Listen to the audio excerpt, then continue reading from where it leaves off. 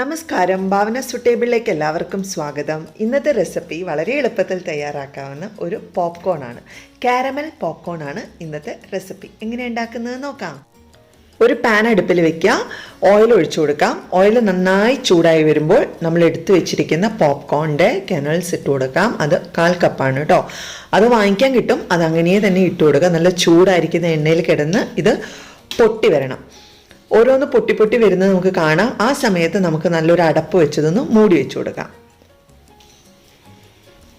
High ഫ്ലെയിമിൽ തന്നെ ഇട്ട് റെഡിയാക്കി എടുക്കാൻ നോക്കുക. എന്നാൽ വേഗം ഇത് പോപ്കോൺ ആയിട്ട് കിട്ടും നമുക്ക്.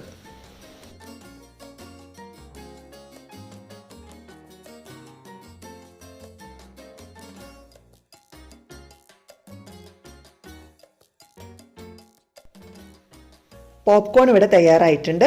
ഇത് നമുക്ക് വേറൊരു പാത്രത്തിലേക്ക് മാറ്റി വയ്ക്കാം. വേറൊരു പാൻ അടുപ്പിൽ വയ്ക്കുക.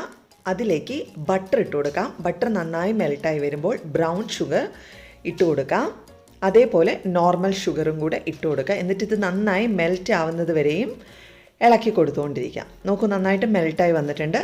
അപ്പോൾ നമ്മൾ എടുത്തു വെച്ചിരിക്കുന്ന 1/4 കപ്പ് ക്രീം ഒഴിച്ചു കൊടുക്കുക. ഇങ്ങനെ ആയി വരുന്നു, ക്രിസ്റ്റലൈസ് ആയി എന്ന് കണ്ട് പേടിക്കണ്ട.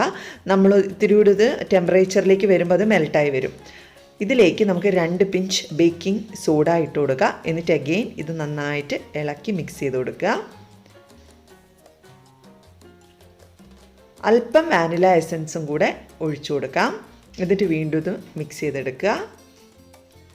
ഷുഗർ എല്ലാം നന്നായിട്ട് കാരമലൈസ് ആയി വന്നിട്ടുണ്ട്. ഇതിനകത്തേക്ക് നമ്മൾ റെഡിയാക്കി വെച്ചിരിക്കുന്ന പോപ്കോൺ ഇട്ട് കൊടുക്കുക. എന്നിട്ട് നന്നായിട്ട് ഇളക്കി മിക്സ് ചെയ്ത് കൊടുക്കുക. എല്ലാ ഭാഗത്തും ഈ പഞ്ചസാരയുടെ കോട്ടിങ് എത്തുന്നത് വരെയും നന്നായിട്ട് ഇളക്കി മിക്സ് ചെയ്ത് കൊടുക്കുക. അധികം ലേറ്റ് ആവാതെ തന്നെ ഇത് മിക്സ് ചെയ്യണം കേട്ടോ, ഇല്ലെങ്കിൽ ഇത് ക്രിസ്റ്റലൈസ് ആയി പോകും അഗെയിൻ. നോക്കൂ, നമ്മുടെ നന്നായിട്ട് പോപ്കോൺ എല്ലാം മിക്സാക്കി എടുത്തിട്ടുണ്ട് കേട്ടോ.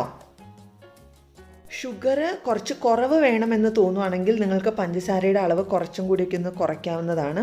എന്തായാലും ഇതിപ്പോൾ കറക്റ്റ് പാകത്തിന്, ഈ ഒരു പാകത്തിനുള്ള അളവാണ്. ഇതേ റെസിപ്പി തന്നെ നിങ്ങൾക്ക് ഫോളോ ചെയ്യാം. അല്ലെങ്കിൽ കുറച്ച് ഷുഗർ കുറച്ചാണെങ്കിലും യൂസ് ചെയ്യാം. ഇതൊരു വേറൊരു പാത്രത്തിലേക്ക് ഇതൊന്ന് സ്പ്രെഡ് ചെയ്യാനായിട്ട്, അതായത് തണിയാനായിട്ടൊന്ന് സ്പ്രെഡ് ചെയ്ത് വെച്ച് കൊടുക്കുക. നന്നായിട്ട് വന്നിട്ടുണ്ട്. നോക്കൂ, നമ്മുടെ പോപ്കോൺ ഇവിടെ തയ്യാറായിട്ടുണ്ട്. കാരമൽ പോപ്കോൺ എല്ലാവരും ഉണ്ടാക്കി നോക്കണം. നല്ല സ്റ്റിക്കിയാണ്, ഭയങ്കര ടേസ്റ്റാണ്. കടയിൽ നിന്നൊക്കെ നമുക്ക് കിട്ടാറുണ്ടല്ലോ വാങ്ങിക്കുമ്പം, അതേ ടേസ്റ്റിൽ വീട്ടിൽ തന്നെ നമുക്ക് കാരമൽ പോപ്കോൺ ഉണ്ടാക്കി നോക്കാം. ഈ മഴക്കാലത്ത് വളരെ ടേസ്റ്റാണ് ഇത് കഴിക്കാൻ. ആദ്യമായിട്ടാണ് എൻ്റെ ചാനൽ കാണുന്നതെങ്കിൽ സബ്സ്ക്രൈബ് ചെയ്ത് സപ്പോർട്ട് ചെയ്തേക്കുക. അതേപോലെ നിങ്ങളുടെ ഫ്രണ്ട്സിനും ഫാമിലിക്കും ഇത് ഷെയർ ചെയ്ത് കൊടുക്കുക. വീഡിയോസ് ഇഷ്ടമായെങ്കിൽ ലൈക്ക് ചെയ്യുക. ഇനിയും നല്ല വിഭവങ്ങളുമായിട്ട് ഭാവന സുട്ടേബിളിലൂടെ നമുക്ക് വീണ്ടും കാണാം. താങ്ക്